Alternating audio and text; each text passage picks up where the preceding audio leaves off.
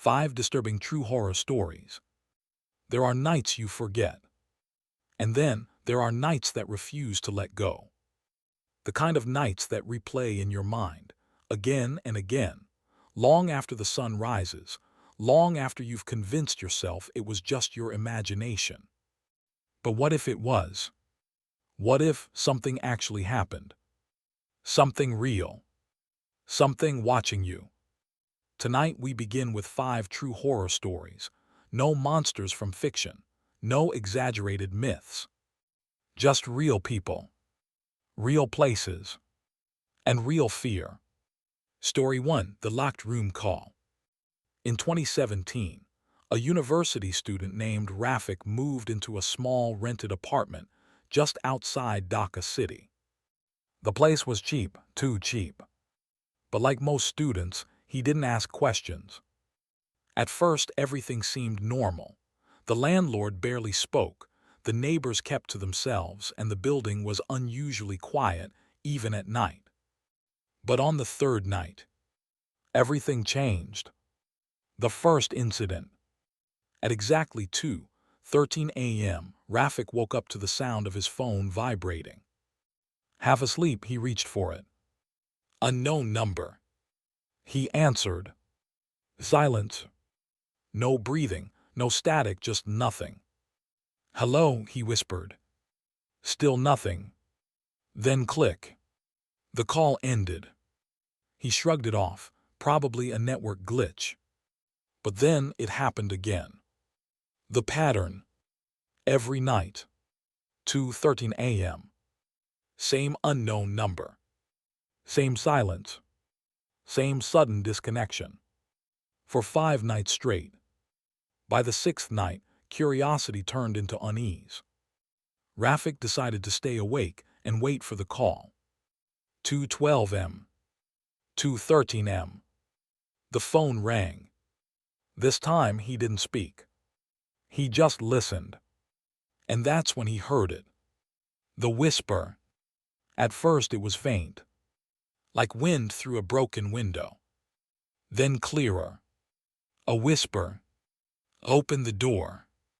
Rafik froze. His apartment door was locked. He hadn't told anyone where he lived. Again the voice came, closer this time. Open the door. He ran to the door.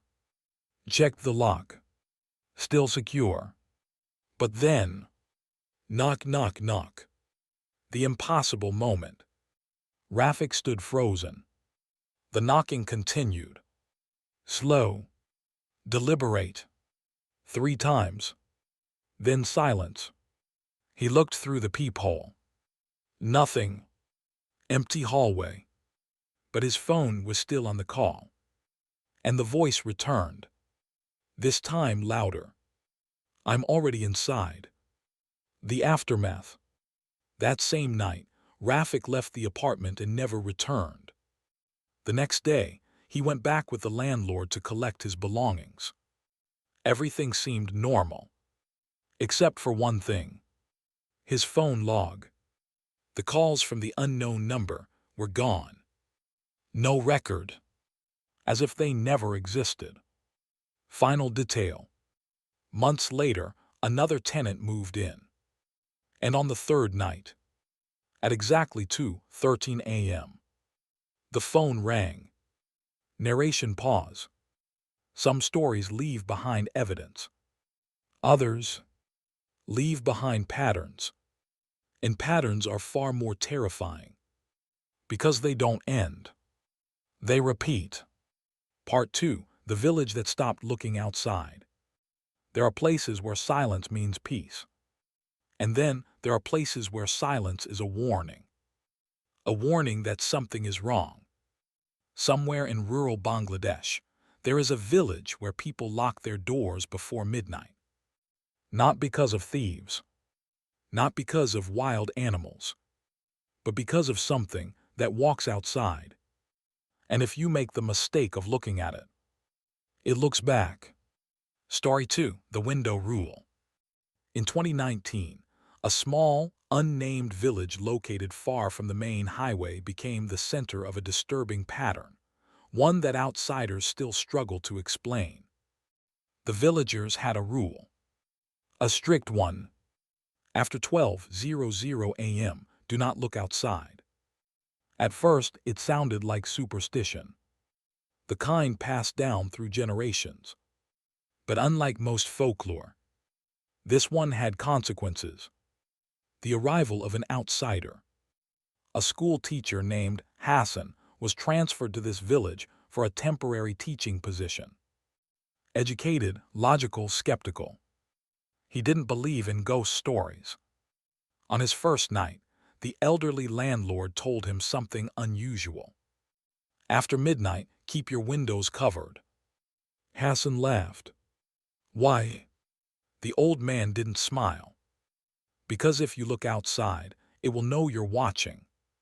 Night 1. Hassan ignored the warning. At 11:50 p.m., he sat by the window grading papers. The village was unusually quiet. No dogs barking. No insects. No wind. Just stillness. Then at exactly 12:07 a.m., he heard footsteps. Outside. The sound. Slow. Dragging. As if something heavy was being pulled across the dirt road. Hassan frowned. Probably someone walking home late. But something felt off. The footsteps didn't sound human. They were uneven. Like step, drag. And then they stopped. Right outside his window. The first look. Curiosity took over. Hassan stood up, moved closer, and slowly pulled the curtain aside. At first, nothing. Just darkness. Then, movement. Something standing across the road. Too tall. Too still. And then, it moved. The figure. It didn't walk. It shifted. Its body bending in ways that didn't make sense. Its head tilted unnaturally, as if trying to understand him. Hassan's breath caught in his throat. He couldn't move. And then, the figure raised its arm and pointed directly at him. The realization. Hassan stumbled back, slamming the curtain shut. His heart pounded. His hands trembled. How did it see me? He whispered. The room was dark. He had made no sound. And yet, it knew. Night 2. The next day, Hassan asked the villagers. No one wanted to talk. But one elderly woman finally said, "It doesn't see like we do." Hassan frowned. Then how? She replied quietly, "It feels attention." The rule explained. The villagers believed that whatever walked outside at night could sense when someone was watching it. Not through sight, but through awareness. If you looked at it, even for a second, it would know. And once it knew, it wouldn't forget. The second encounter. That night, Hassan stayed away from the window. He locked his door, turned off the lights, and lay in bed. 12:07 a.m. The footsteps returned. Step, drag. Closer. Closer. Then, they stopped. Right outside his house. The whisper through the wall. Hassan shut his eyes tightly, trying to ignore it. But then, he heard something new. A voice. Soft. Right outside his wall. "I know you're awake."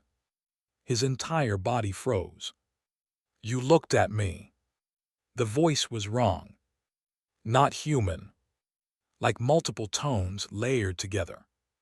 "Now I can see you too." The knock that followed. Then came the sound.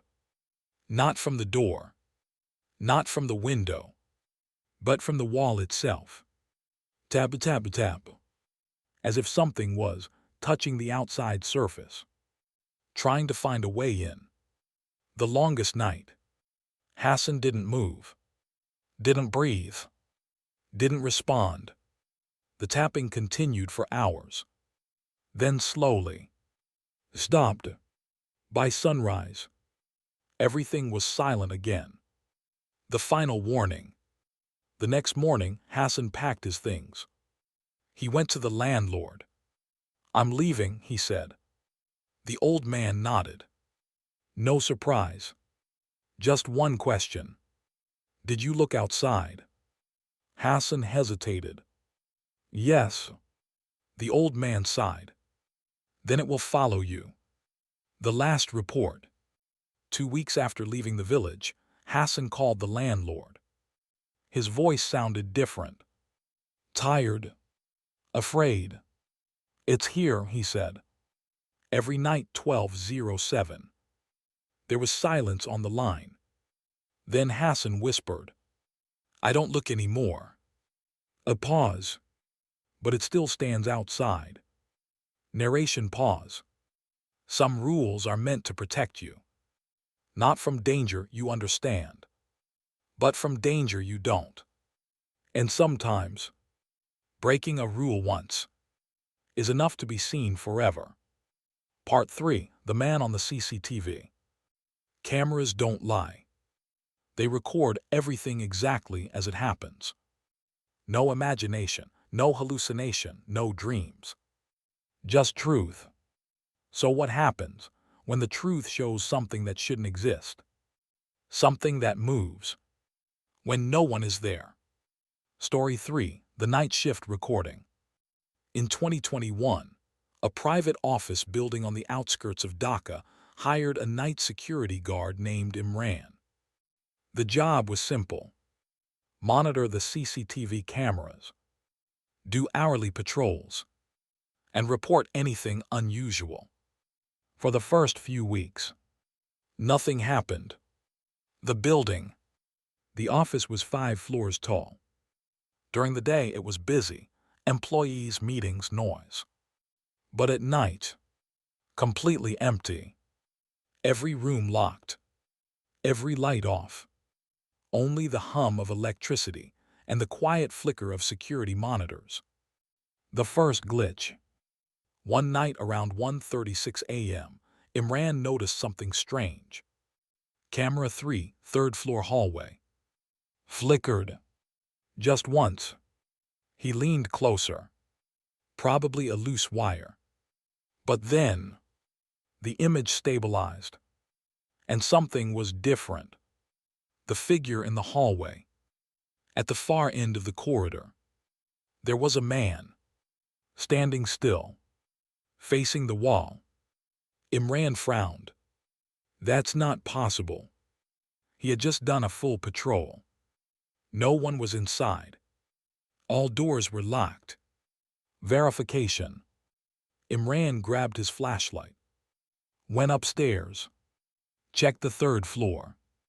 Nothing. Empty hallway. No sign of anyone. He returned to the control room. Looked at the monitor again. The man was still there. Same position. Not moving. The first movement. Imran stared at the screen. Seconds passed. Then slowly, the man moved.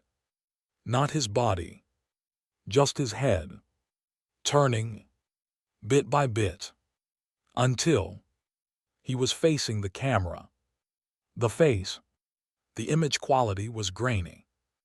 But one thing was clear. The man's face wasn't right. Too pale. Too still. And his eyes, wide open, unblinking, staring directly into the camera. The panic. Imran's heart started racing. He switched cameras. Camera 4 stairwell. Empty. Camera 5 office room. Empty. Back to camera 3. The man was gone. The second appearance. At 2:12 a.m., another camera flickered. Camera 7, 2nd floor. Imran froze. The same man. standing closer this time, facing the camera again, as if moving through the building without using doors. The realization. Imran checked the timestamps. There was no delay, no recording loop. This was live. Whatever he was seeing was happening in real time. The rule he broke. The company had one rule: never leave the control room during a visual anomaly. But fear doesn't follow rules. Imran grabbed his flashlight and went downstairs. The second-floor encounter. The hallway was dark, silent. He walked slowly, flashlight shaking in his hand. "Hello," he called out.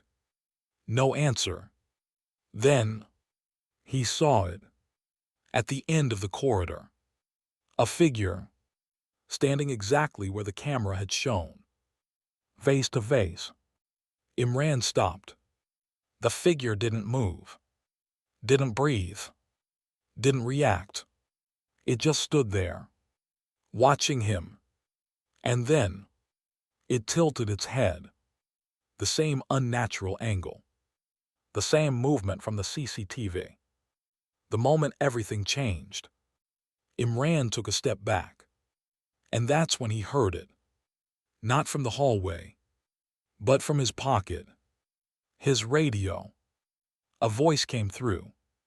Calm, clear, but impossible. "Why did you leave the control room?" Imran's blood ran cold. Because that voice was his own. The final footage. The next morning, the day staff found Imran unconscious in the hallway. The CCTV footage was reviewed. What they saw didn't make sense. At 2:14 a.m., camera 3 showed Imran standing in the hallway, facing the wall, completely still. At the exact same time, camera 7 showed him on the second floor, walking to Imran's. Two different cameras, two different floors, same timestamp, same person. The most disturbing detail. In camera 3, the Imran standing still, slowly turned his head and looked directly into the camera, smiling. Aftermath. Imran quit his job that same day. He refused to speak about what he saw. But one detail leaked. He told a coworker, "I saw myself." A pause. But it wasn't me. Narration pause. Technology shows us reality. But sometimes, reality shows us something we were never meant to see. And the most terrifying thing isn't a stranger in the dark. It's seeing yourself, standing where you never were. Part 4. The child who wasn't alone. Children see things adults don't. At least that's what people say. Imaginary friends. Harmless conversations. Innocent laughter. But what if it's not imagination? What if the child isn't creating something, but responding to something that's already there? Watching, waiting, living in the same house, unnoticed. Story 4. He sleeps under my bed. In 2020, a family of 3 moved into a newly rented house in a quiet residential area. The house was clean, spacious, and surprisingly affordable. Almost too perfect. The couple, Farhan and Lisa, lived with their 6-year-old son, Ayan. At first, everything was normal, until Ayan started talking to someone. The first conversation. It began casually. Lisa heard Ayan laughing in his room one evening. She smiled, probably watching cartoons. But when she entered, the TV was off. Ayan was sitting on the floor, facing the corner, talking. The question, "Who are you talking to?" Lisa asked. Ayan didn't turn around. He simply said, "My friend." Lisa smiled again. "What's his name?" A pause. Then Ian replied, "He doesn't like his name." The subtle changes. Over the next few days, Ian spent more time alone. Talking, whispering, sometimes arguing. His parents assumed it was imagination. Until the night everything changed. The drawing. One afternoon, Ian showed his father a drawing. 3 figures. One was Ian. One was his mother. And the third was tall, too tall, standing behind them, with long arms and no face. The detail that didn't fit. Farhan pointed at the third figure. "Who is this?" Ian looked up, confused. "You can't see him." The first disturbance. That night at around 1:40 a.m., Lisa woke up. She heard movement. Ian's room. Soft footsteps. She got up, opened his door. Ian was standing beside his bed, staring down at the floor. The whisper. "Ian," she called softly. He didn't respond. Instead, he whispered, "He doesn't want you here." Lisa felt a chill run through her body. "Who?" Ian slowly pointed. "Under the bed." The moment of fear. Lisa stepped closer, heart pounding. She knelt down and looked under the bed. Nothing. Empty. She sighed in relief. But then, Ian spoke again. Quietly. "You made him angry." The first sign. The next morning, things felt different. The house felt heavy. That night, at exactly 2:03 a.m., a loud noise came from Ian's room. A thud, followed by dragging. The impossible scene. Farhan rushed in, turned on the light. The room was a mess. Toys scattered, chair knocked over, and Ian, standing in the corner, crying. What he said. Farhan ran to him. "What happened?" Ian clung to him, terrified. "He came out," he whispered. Farhan froze. "Who came out?" Ian looked toward the bed. "He doesn't like staying underneath anymore." The escalation. After that night, things got worse. Doors opened on their own. Lights flickered. And every night, at almost the same time, Ian would wake up and talk. The voice recording. One night, Farhan decided to record. He left his phone in Ian's room. Voice recorder on. The next morning, he listened. At first, nothing. Then, Ian's voice. Soft. Talking. Responding. As if someone else was speaking. But there was no second voice. Only silence. Between his replies. The final night. 3 nights later. Everything stopped. But not peacefully. At 2:03 a.m., both parents woke up to a scream. Not from Ian. From inside his room. A deep, distorted scream. What they saw. They rushed in. The window was open. Curtains moving. Ian was on the bed. Shaking. Crying. And on the wall, there were marks. Long, vertical scratches. As if something had been dragged upward. The last words. Farhan held his son tightly. "It's okay, it's gone." Ian shook his head, still crying, and whispered, "You know." A pause. "He's standing behind you." The aftermath. The family left the house the next day. They didn't take everything. They didn't look back. And Ian stopped talking to his friend completely, as if nothing had ever been there. One final detail. Weeks later, the landlord called. He had found something under the bed, scratched into the wooden floor. One sentence: "I'm not alone anymore." Narration pause. Children don't always imagine things. Sometimes they notice what adults ignore. And sometimes they become the bridge between worlds. Part 5: The Last Bus Ride.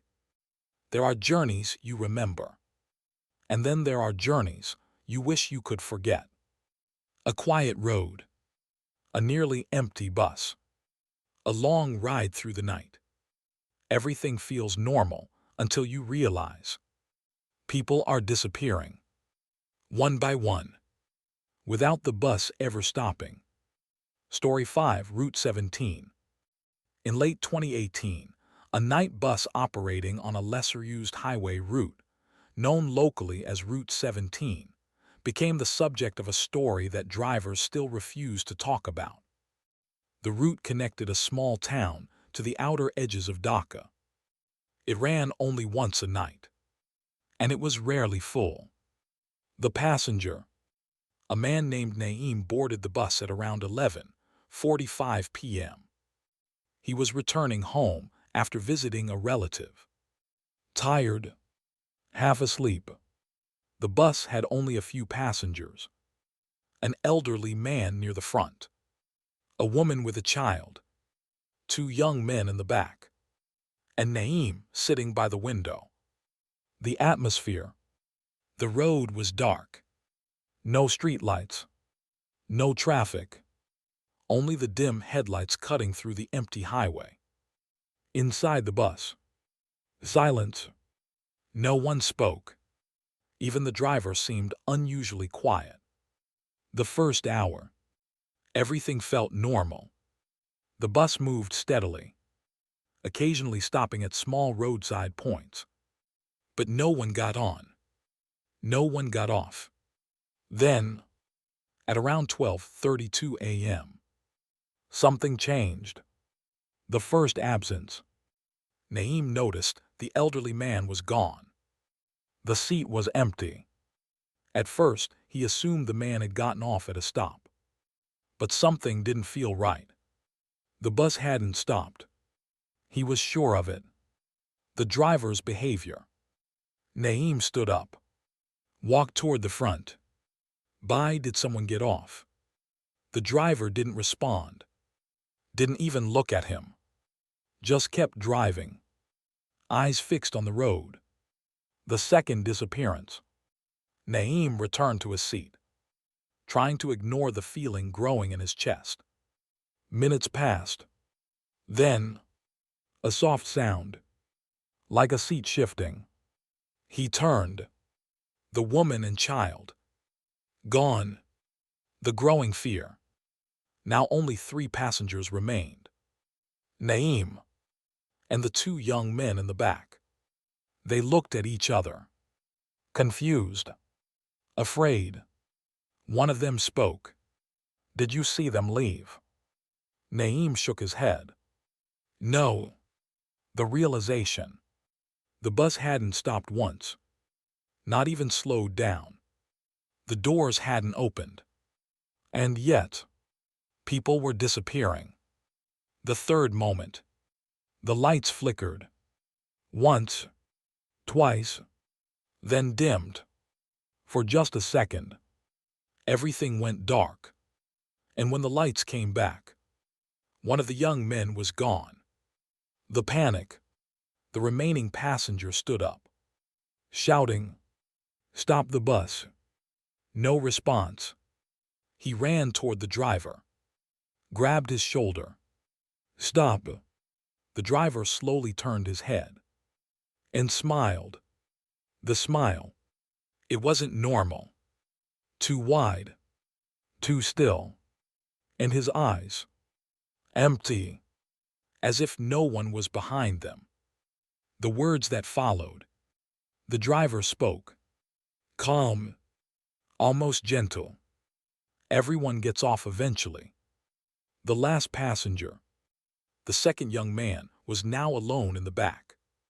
Naeem watched him, watched his fear, watched him sit down slowly, as if accepting something. Then, the lights flickered again. Darkness, silence, the final disappearance. When the lights returned, the bus was empty, except for Naeem. The long ride. Naeem's breathing became heavy.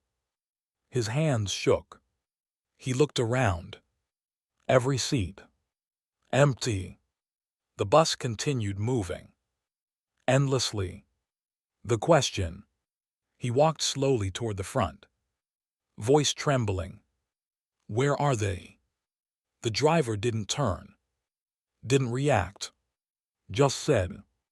They reached their stop. The final stretch. Hours passed. Or maybe minutes. Time didn't feel real anymore. The road outside never changed. Same darkness. Same emptiness. The end of the route. Finally, the bus slowed down. For the first time, it stopped. In the middle of nowhere. No buildings. No lights. Nothing. The door opens. The bus door creaked open. The driver spoke one last time. This is your stop. The decision. Naeem stood there. Frozen. He didn't want to leave. But he didn't want to stay. And deep down, he knew. There was no choice. The exit. He stepped off the bus. Onto the dark road. The moment his feet touched the ground, the door slammed shut. The final image.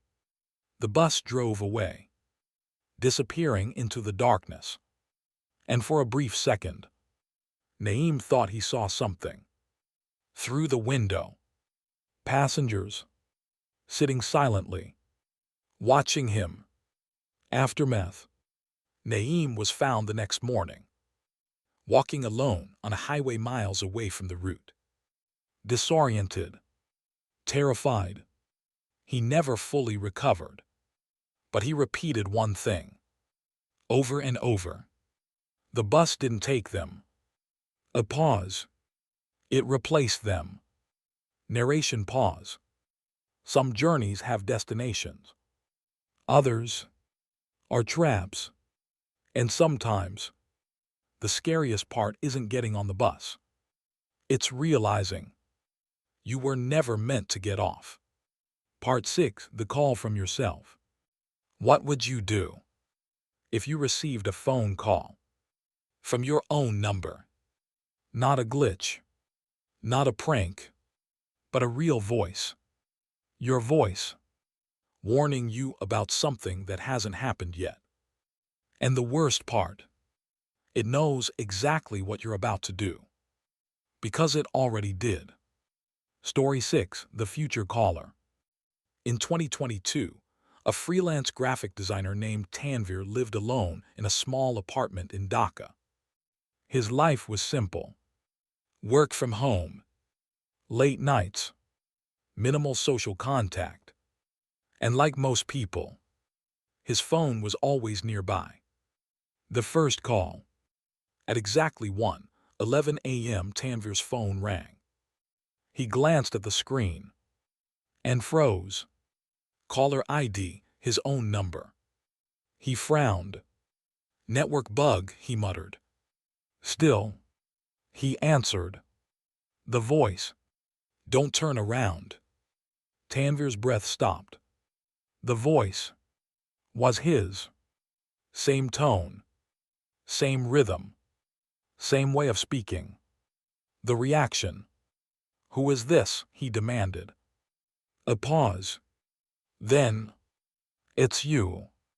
Tanvir laughed nervously. Very funny, who are you really? The voice didn't laugh. Didn't react. Just said, you're about to check the window. The prediction.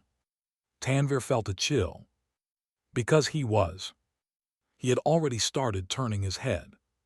Slowly, toward the window beside his desk. The warning. "Don't do it," the voice said. "Why?" Tanvir whispered. A long pause. Then, "Because something is already looking back."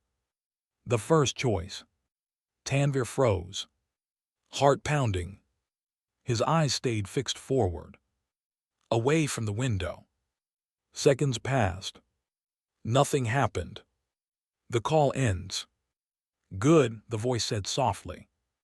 Then, click. The call ended. The doubt. Tanvir sat there, trying to make sense of it. Maybe someone was pranking him. Maybe his number was spoofed. Maybe. But deep down, he knew that voice was his. The second call. The next night. 1:11 a.m. His phone rang again. Same number. His number. This time, he answered immediately. The urgency. "You didn't listen last time." Tanvir's blood ran cold. "What do you mean?" A pause. "You looked." The confusion. "No, I didn't," Tanvir said quickly. The voice replied. "Not yet." The timeline break. Tanvir frowned. "What?" "You will." The second warning. "Tonight," the voice continued, "you're going to hear something behind you." Tanvir swallowed. "Don't respond." The test. Minutes passed. Silence filled the room. Then, a sound. Behind him. A soft knock. From inside the apartment. The instinct. Every instinct told him to turn. To check. To react. But he remembered the voice. "Don't respond." The whisper. Then, a whisper. Right behind him. Tanvir. His entire body tensed. The voice sounded familiar. Not the caller, but someone else. The breaking point. "Why aren't you turning around?" The whisper grew closer. "I'm right here." Tanvir clenched his fists, eyes shut tightly, refusing to move. The silence returns. After what felt like hours, the sound stopped. The room fell silent again. The third call.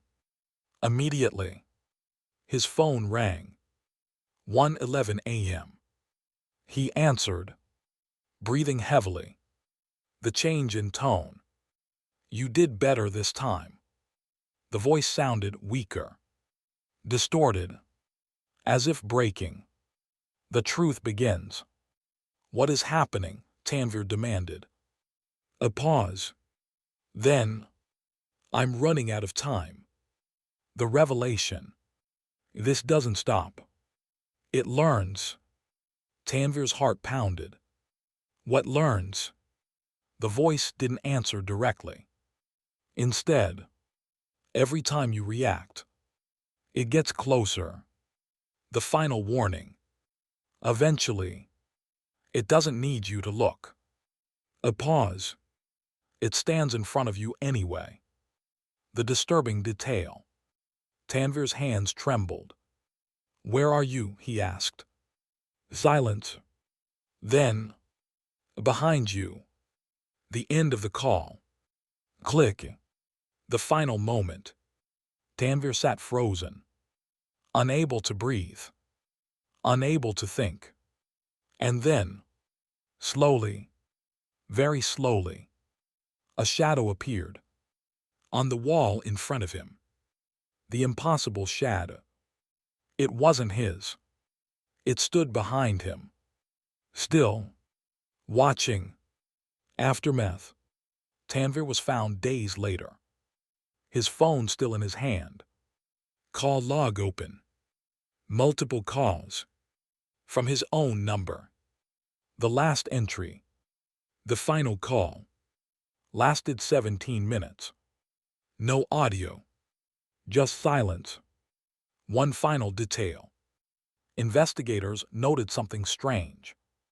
In the reflection of his phone screen, there were two figures visible, one holding the phone, and one standing behind him.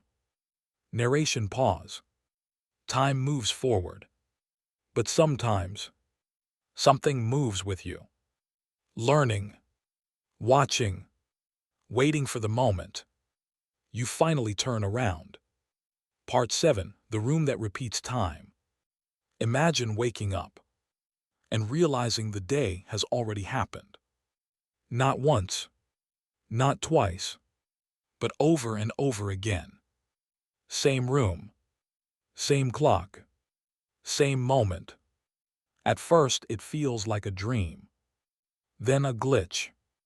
But eventually, you notice something new.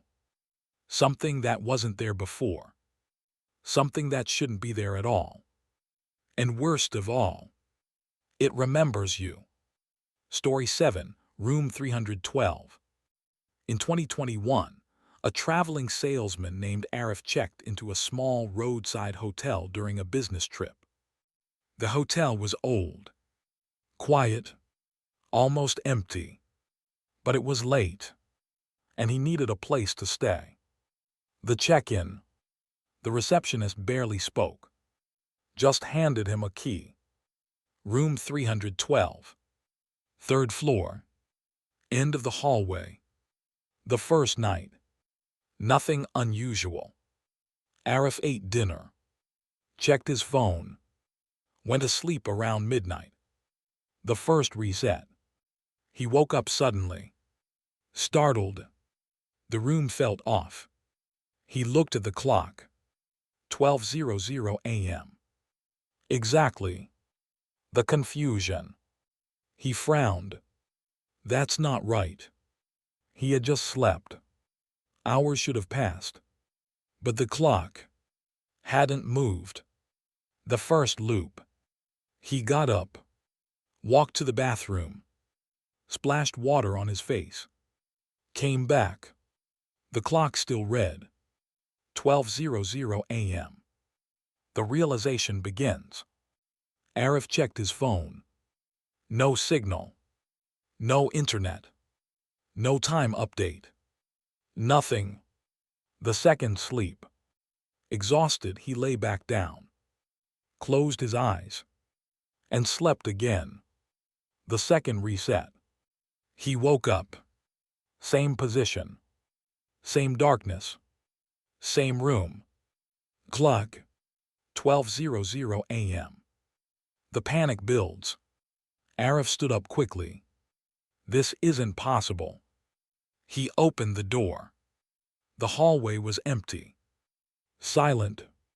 Too silent. The first chain. As he walked down the hallway, he noticed something. A door. Slightly open. Room 310. The inside. He pushed it open. Empty room. Dusty. Unused. But on the wall, there was something written. The message. Scratched into the paint. Don't sleep again. The fear deepens. Arif stepped back, heart racing. Who wrote that? The third loop. He returned to his room, sat on the bed, trying to stay awake. Minutes passed, maybe hours, but eventually, his eyes closed. The third reset. He woke up. Same room, same position. Clock. 12:00 a.m. The new detail. This time, there was something new. On the wall, inside his room. The second message, written in faint scratches. You listen. The pattern emerges. Each time he slept, the loop reset. But something changed. Something was being added. The fourth loop. He stayed awake longer. walked around, checked every corner, and then he heard it. The sound from the bathroom, a soft noise, like breathing. The discovery. He slowly opened the door. The bathroom was empty, but the mirror was fogged. The writing on the mirror. Words appeared, slowly, as if written by an invisible hand. You're not alone in the loop. The breakdown. Arif backed away, shaking. What do you want? He whispered. No answer. The fifth loop.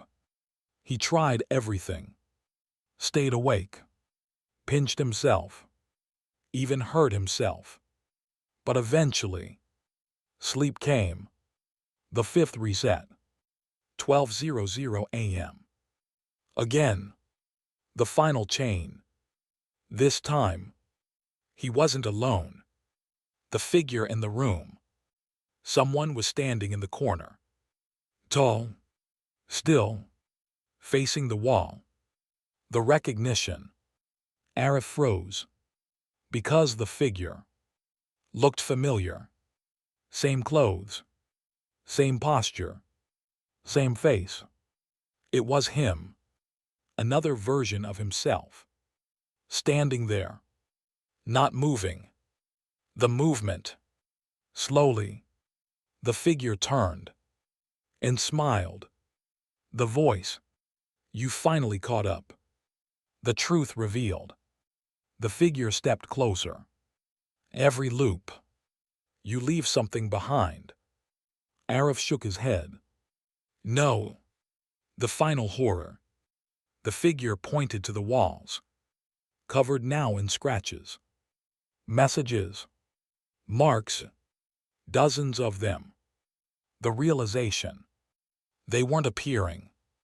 They were accumulating. From every version of him that had already been there. The final line. The other Arif leaned closer and whispered, You never leave this room. Aftermath. The next morning, hotel staff found room 312 empty. No guest. No belongings. Nothing. One last detail.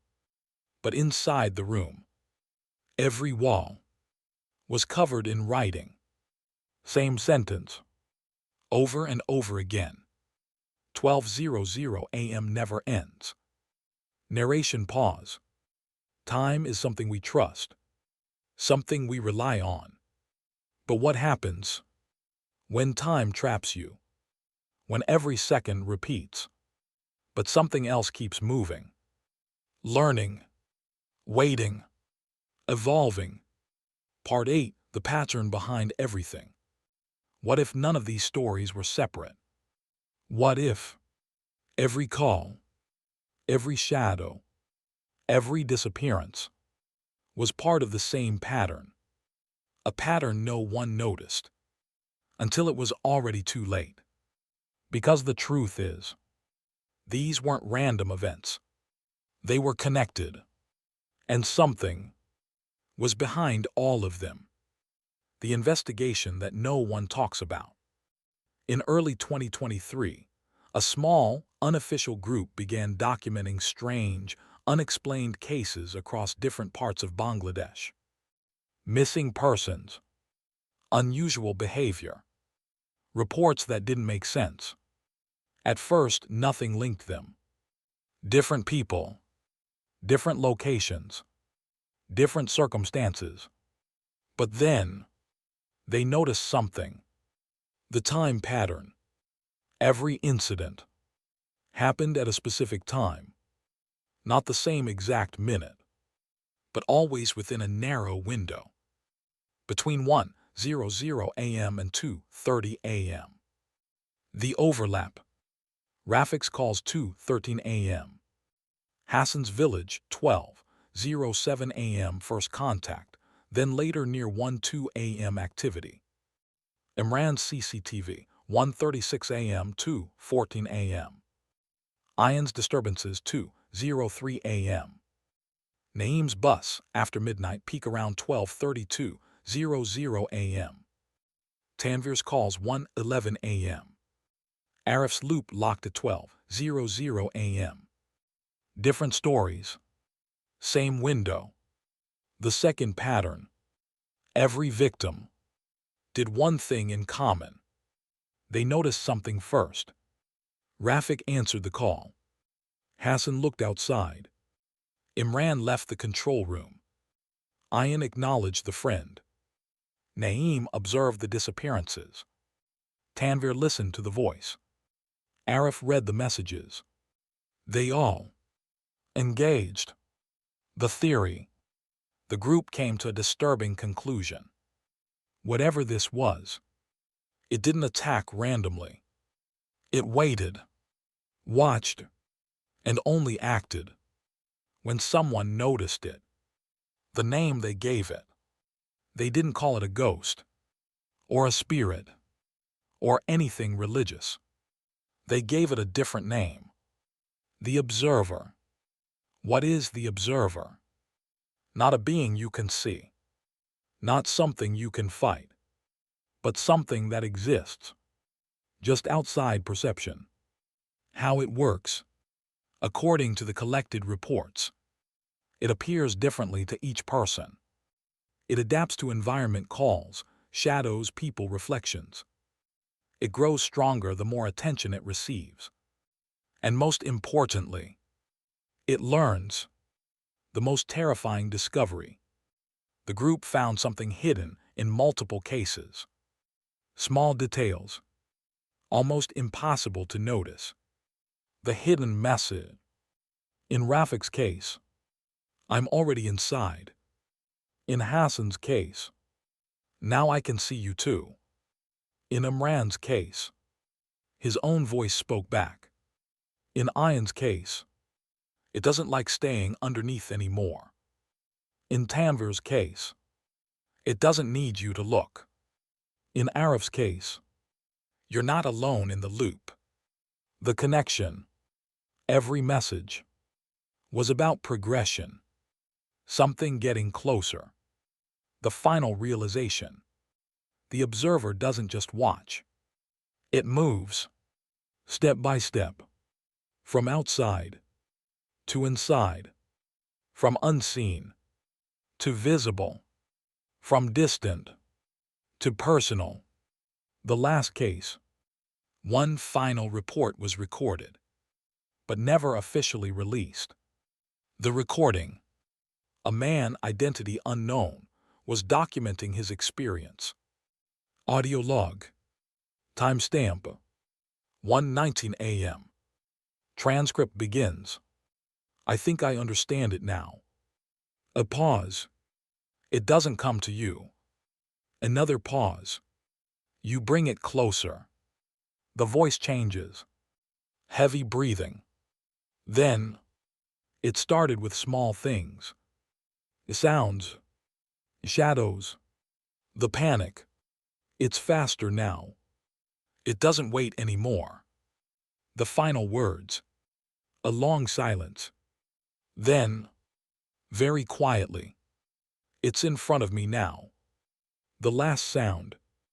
The recording ends with a sound. Not a scream. Not a struggle. Just a soft whisper. Thank you for noticing me. Narration pause final. We believe we are observers. Watching the world. Understanding it. Controlling it. But what if something else is watching too? Waiting for the moment. You notice it.